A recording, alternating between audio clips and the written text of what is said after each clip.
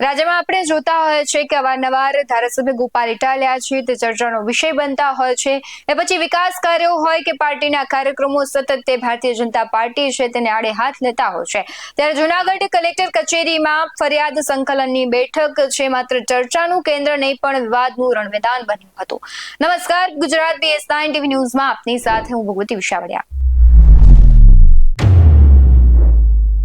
Junagadh collector કચેરીમાં ફરિયાદ સંકલનની બેઠક છે તે યોજાઈ હતી। વિસાવદર ભેસાણના ધારાસભ્ય ગોપાલ ઇટાલિયાએ અધિકારીઓના ઠંડા વલણ સામે રણશીંગું ફૂંક્યું છે। વર્ષ 2021 થી પેન્ડિંગ 150 કામો અને જર્જરિત પાણીની ટાંકીઓના મુદ્દે ઇટાલિયાએ તંત્રની ઝાટકણી કાઢી હતી। તેમણે કહ્યું કે શું અધિકારીઓ કોઈ હોનારતની રાહ જોઈ રહ્યા છે? એવા વેધક સવાલો સાથે ઇટાલિયાએ ભાજપ સરકારને કોન્ટ્રાક્ટર પાર્ટી ગણાવીને ગંભીર આક્ષેપો કર્યા હતા।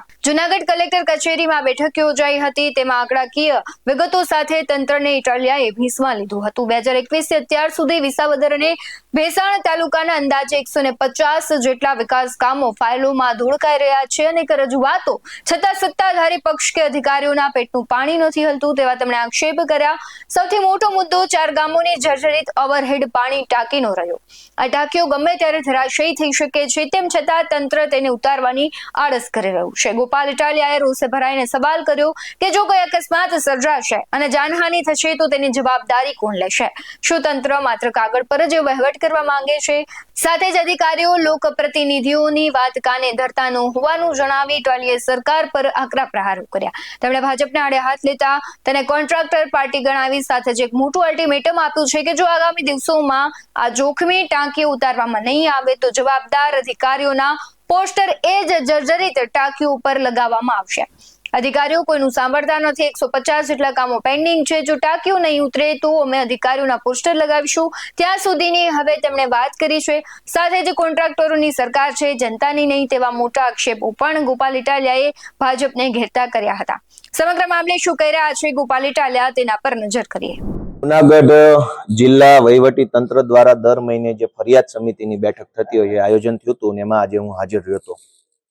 આમ તો હું ધારાસભ્ય ચૂંટાયો ત્યારનો નિયમિત રીતે એકાદ અપવાદને બાદ કરતા બેઠકમાં હાજર રહી અને અમારા વિસાવદર ભેસાણ જૂનાગઢના જે કાંઈ પ્રશ્નો છે એ ઉઠાવું છું।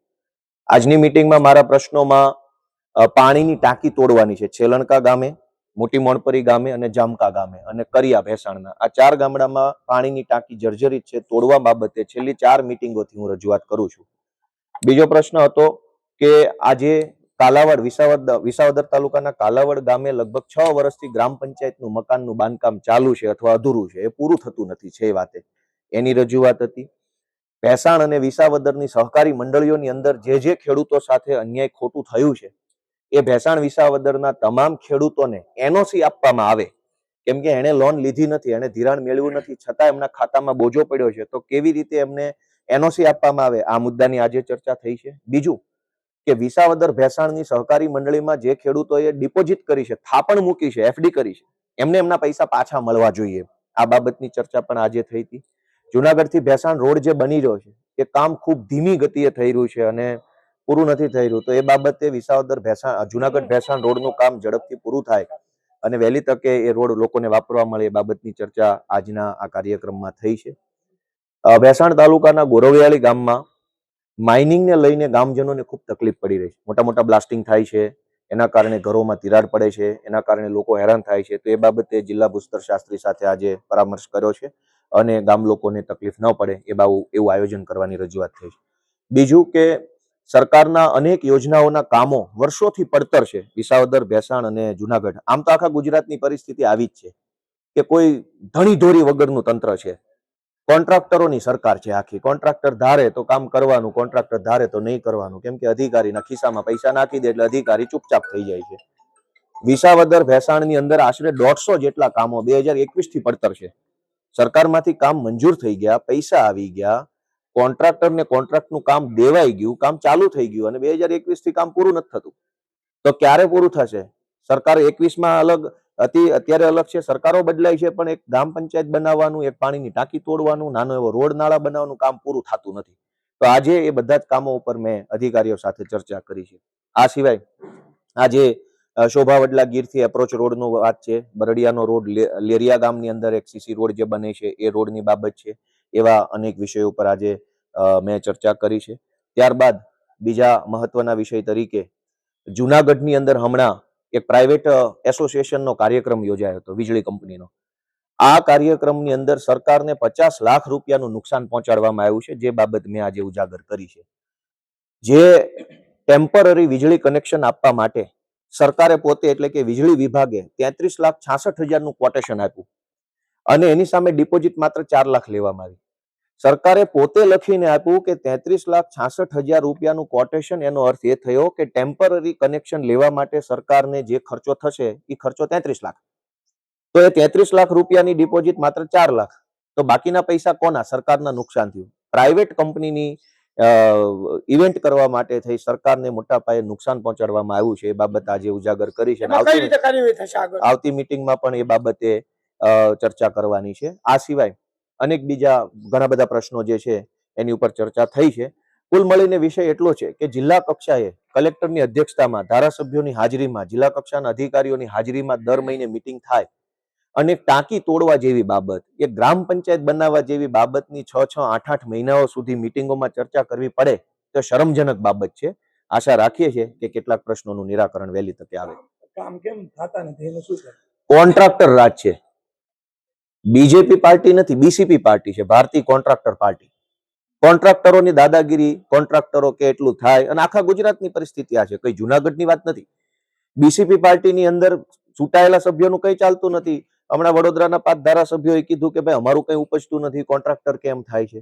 કોન્ટ્રાક્ટરોને મજા આવે તો કામ કરે, મજા ના આવે તો કામ છોડી દે, અધૂરું મૂકી દે અને અધિકારીઓ પછી લાચાર બની જાય છે કે અમે તો ડિપોઝિટ જપ્ત કરીને નોટિસ આપીશું. શું નોટિસ?